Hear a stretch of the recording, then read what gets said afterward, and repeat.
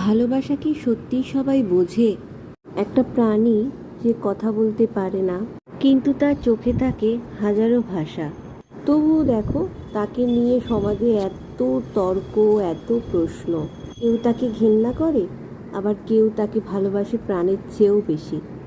আবার এই ভালোবাসাকে কেউ কেউ বলে ওঠে ন্যাকামো, আদিক্ষেতা। আজ এই নিয়েই তোমাদের সাথে কিছু কথা বলতে চাই।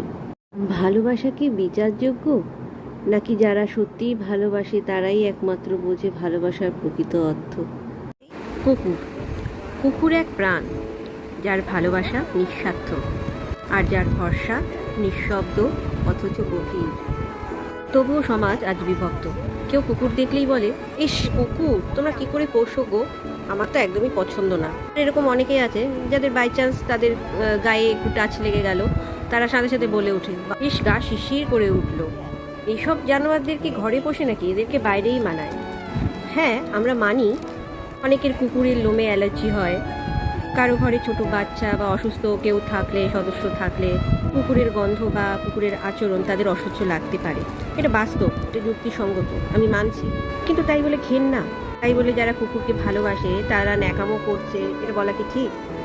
আজকাল অনেক ডাক্তার, গবেষকরাও বলেন যারা কুকুর পোষে তাদের মানসিক চাপ কম হয়ে যায়। কুকুরের সংস্পর্শে থাকা হার্টের পেশেন্টদের মধ্যে সুস্থতা ফিরে আসার হার অনেক বেশি থাকে, কারণ কুকুরের ভালোবাসা আর সঙ্গ একটা অসুস্থ মানুষকে ভেতর থেকে সুস্থ করে দিতে পারে, যেটা কোনো কোনো সময় ওষুধেও সম্ভব হয়ে ওঠে না। আবার এরকম অনেকেই আছে যে তাদের কুকুরকে তারা সন্তানের মতো ভালোবাসে। তারা তাদের খাইয়ে দেয়, সাজিয়ে দেয়, গায়ে জড়িয়ে ধরে ঘুমোয়। তাদের কুকুরের লোমেও কোনো প্রবলেম হয় না। তাদের বাড়িতে, সারা বাড়িতে লোম পড়ে আছে, লোম উঠছে, তাদের ঘেন্নাও লাগে না, কারণ তারা ইউজ টু হয়ে যায়, কারণ তারা তাদেরকে সত্যিই ভীষণ ভালোবাসে। এবং এই ভালোবাসার জন্যই এই লোম টোম তাদের কাছে কোনো ম্যাটার করে না। আর তাই তাদের কাছে জীবনের সবচেয়ে বড় অংশ হয়ে ওঠে এই চার পেয়ে হেঁটে বেড়ানো নিঃশব্দ বন্ধুটি।